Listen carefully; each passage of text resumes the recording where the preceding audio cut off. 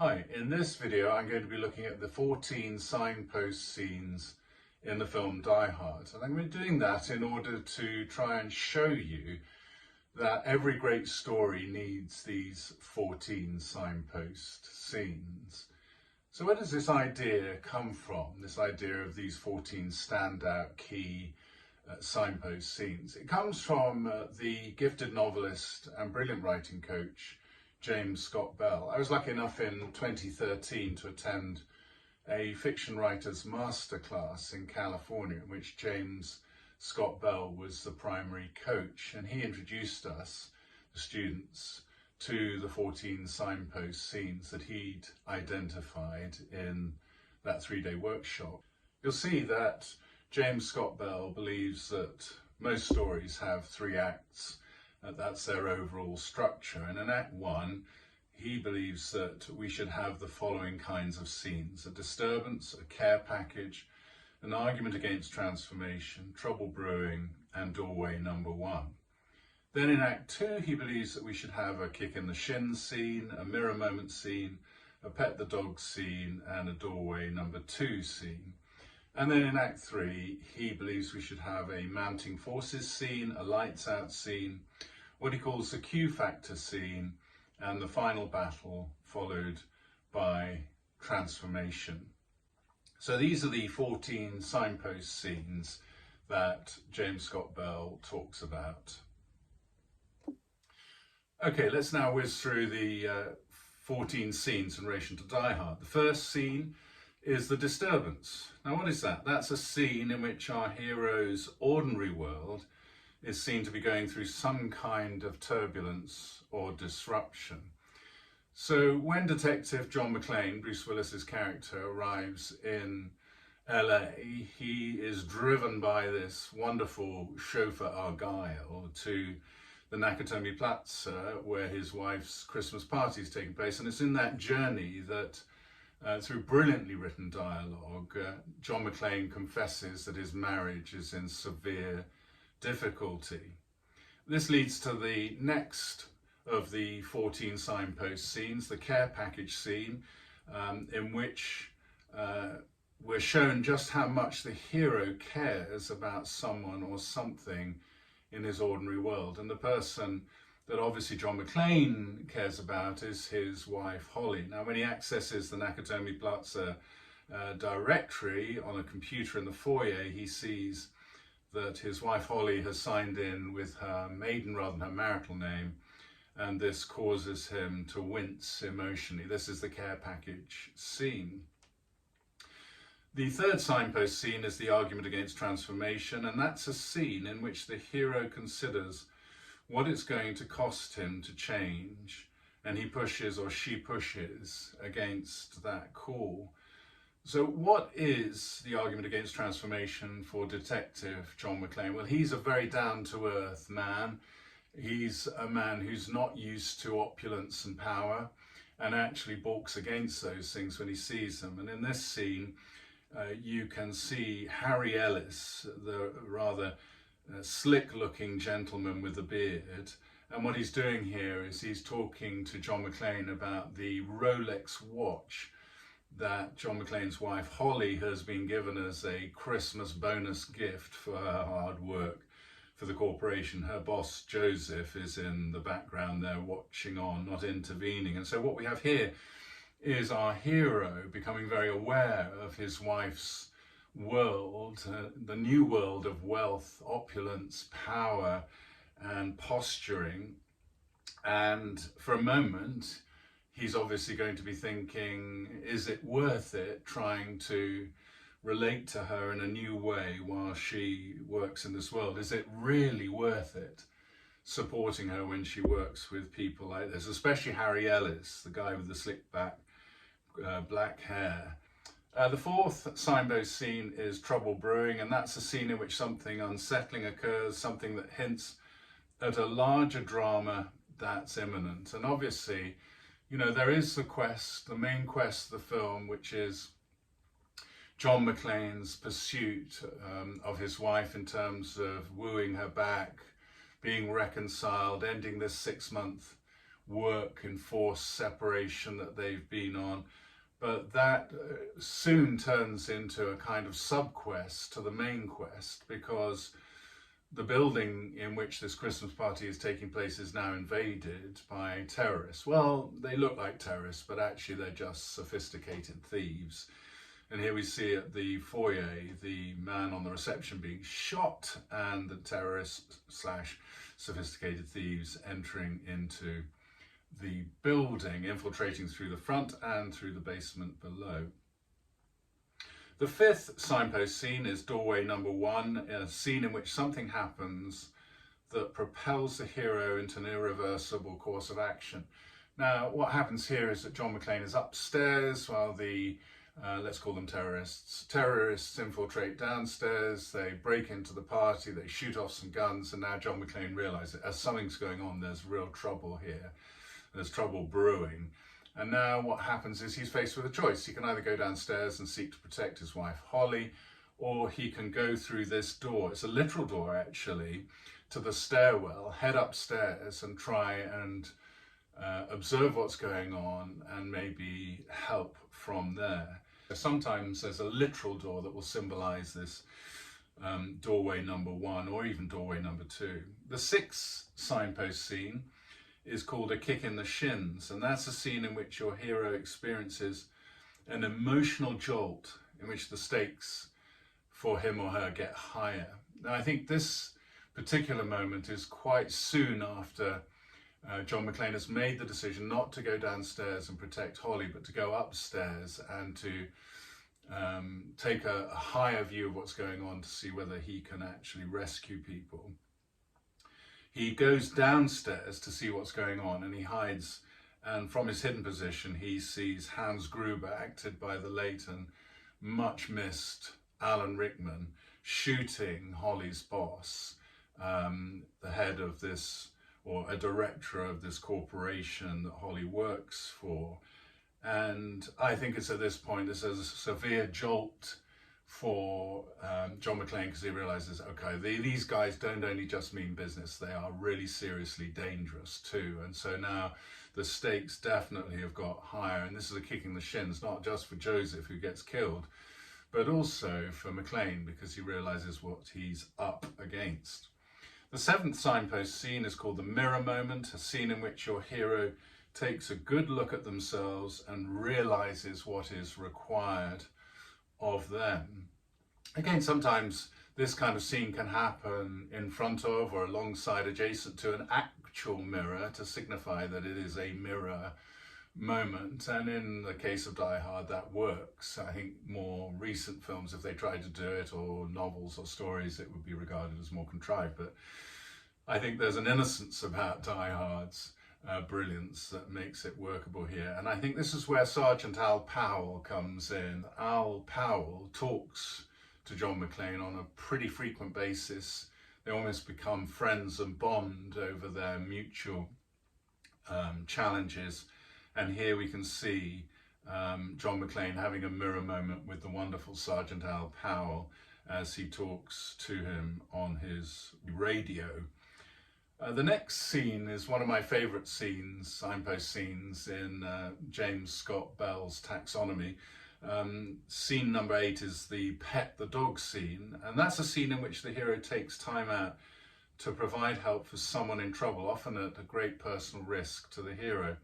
In this case, it's Harry Ellis, the slick and sleazy guy who was talking about the Rolex watch earlier in front of John McClane. That's the Rolex watch given to Holly. Harry Ellis, high on cocaine, tries to act as a negotiator, bigging himself up with Hans Gruber, Alan Rickman's character, and he starts talking to John McClane on the radio, and McClane tries to get him to extract himself from that situation, because McClane is not going to back down, he's not going to surrender, he's not going to give anything away, and Harry Ellis gets shot. But here, John McClane, who has every reason to hate Harry Ellis, actually tries to help him because he recognizes that he's in a very vulnerable position as Harry Ellis and that he needs McClane to intervene. Then we get signpost number 9, signpost scene number 9, which is doorway number 2. And that's a scene in which the hero must now choose either to persevere into the final phase of their journey or to quit. So it's another critical moment. And if the hero goes through that door, it's a metaphorical door in this case, then that's irreversible. There's no going back. And we see that when John McClane has this moment where he realizes that he has messed up as a husband, and that the only way that he's actually going to make Holly realize his worth, and the only way that he's going to actually demonstrate the depth of his love for Holly, is by self-sacrifice. So now he makes the decision to push through this doorway of no return and to face off and confront Hans Gruber and these sophisticated thieves in the last battle that's really now imminent. And that's a battle as much in John McClane's mind for Holly's love as it is for rescuing all of these hostages. A Signpost scene number 10 is called Mounting Forces, a scene in which the antagonist seems to gain an advantage. That's the antagonist, the villain, threatening to derail the hero's plans. And here you can see a picture of John McClane with his wife Holly and his children. And that picture has been hidden in the office where Hans Gruber has been operating, and that picture has been face down. But now what happens is that a rather risible and nasty journalist outside broadcasts the fact that John McClane has a wife and children, and Hans Gruber picks up the photograph, looks at it, puts two and two together and says, right, okay, I now know what we're dealing with. I now know that this woman Holly that I have as a hostage, that I can use her for critical leverage. Signpost number 11, signpost scene number 11 is called Lights Out, scene in which it seems that all is lost and the hero's mission is going to fail altogether. That's, I think, interestingly in Die Hard, the moment when the FBI, who are absolutely laughable idiots outside, they decide to cut the power to the tower, and in the process they manage to open the vault, because the power cut succeeds in making the vault door open, which is what the terrorists have been trying to do all along and failed to do. This is a setback, a massive setback. It seems now that the battle is lost, that these thieves are going to get away with what they've been trying to do. Scene number 12, or signpost scene number 12, is called the Q Factor. You'll remember that in James Bond films, the character Q often gives James Bond a gadget at the beginning of the film that turns out to be critical at the end of the film, in the sort of final battle sequences, in which the gadget proves to be essential for the defeat of the villain. Well, there's something given at the beginning of this film, Die Hard, that proves to be absolutely instrumental in the downfall of the villain at the end. And ironically, it's this Rolex watch, the symbol of opulence and power, that John McClane reacted against at the very beginning of the film. And I'll show you in a moment how critical this particular piece is, this watch is, in the ending of the battle. But we must move to do that. We must move to signpost scene number 13, the final battle scene, a scene in which the hero and their opponent have their final conflict, and in which the hero wins against all odds. And that's the scene in which John McClane and Holly are really fighting for their lives. Holly is hanging by her fingertips from the top of the Nagatomi Plaza building, and Hans Gruber is holding on to her. And what happens is that John McClane basically gets hold of Holly's wristwatch, the Rolex, detaches it, because that's what Gruber is holding on to.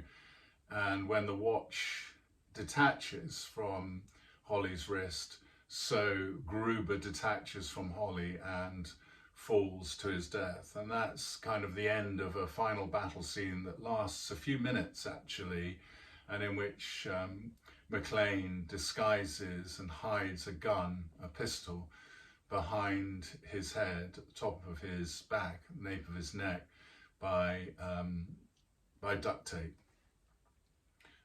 And then the final battle is essentially over, but just keep in mind that the final battle lasts longer than you think, because Carl, with whom John McClane's had a very intense fight, turns out to be still alive. He's one of the terrorists, is Carl, and he appears right at the very end. And here you can see Sergeant Al Powell shooting Carl. So that's the very end of the final battle. So the final battle lasts a little longer than you expect. There's this kind of ultimate twist, and that's significant for Al Powell's character, because Al Powell had shot a kid in the line of duty accidentally and had not wanted to fire his gun in anger since, or in duty since, but fires it now. So it's a sort of moment of redemption for him as well. And that's one of the great things about Die Hard, is its excellence in the way in which it draws its secondary characters, not just its heroes and anti-heroes.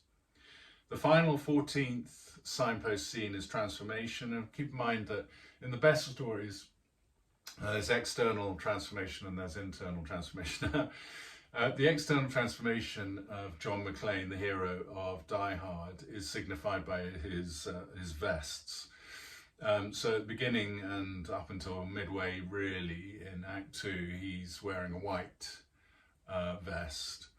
But then when he passes through some sort of ventilation duct and comes out the other side, when he's being pursued by some of the thieves, Carl in particular, for some reason he's now got really dirty, and his entire vest has rather immaculately, if I may use that word ironically, turned green in its entirety. And that's sort of battlecraft and battlefield green. It's the same green as Sarah Connor's vest in Terminator 2, if you remember, when she changes from this sort of mother figure into a real soldier who's at war with the Terminators. And I think you've got a similar sort of externally signified transformation going on in John McClane here, symbolised by the change of colour in his vests. From a policeman on duty, you know, symbolically standing for the good, the white vest, but now he's turned into a soldier, the olive battle-hard green vest, and that's a different role entirely. But there's also an internal transformation that takes place from being an insecure, easily threatened, egotistical husband into a much more self-giving and more secure man. And that's really the point of the film at the end, when he and Holly kiss, they embrace, they make up, and now you can see that John McClane is determined to be a different kind of husband. So those are 14 signpost scenes. Now, if you found that helpful and you want to go in more depth into those 14 signpost scenes, then do read James Scott Bell's brilliant book called Superstructure, in which he goes into those in much more detail. I'm not saying that these 14 signpost scenes are a comprehensive, exhaustive and complete list of the scenes that you need. It struck me at the time in the masterclass in 2013, it strikes me particularly now as a much more experienced fiction writer, that Act 2 is slightly light on signpost scenes. It's always the longest of the 3 acts, and I think there are more signpost scenes that I would want to put into a story, which I believe are kind of characteristic also of great stories. So there's more work to be done. I think probably the list is nearer 17 or 18 than 14 if you want to beef up Act 2 and make it a bit more, a bit stronger and fitter and less skinny and light. But it's a brilliant way of analysing stories. It's a brilliant way of understanding how you can build a story, one great standout scene at a time, through brilliant dialogue and characterization and so on. So thanks to James Scott Bell for that. In conclusion, just remember Bruce Willis in your prayers. He's suffering from a very specific form of dementia, and his family and he are going through terrible time of trial right now. And so, you know, in order to bring the kind of faith element into this video, I just want to say, Father, loving Father, in Jesus' name, please bring healing to Bruce Willis and hope to his beautiful family in your mighty, mighty name. Please continue to write in the light, to live luminously, and to write radiantly if you're a faith-based writer. And press the subscribe button if you've enjoyed this, you want to see other videos like this, and hit the like button if this is the kind of material that is helpful and adds benefit and value to your writing life. And in the meantime, let's get writing those signpost scenes and creating memorable stories and films like Die Hard. That's the bar that's been set. Let's try and reach it and surpass it.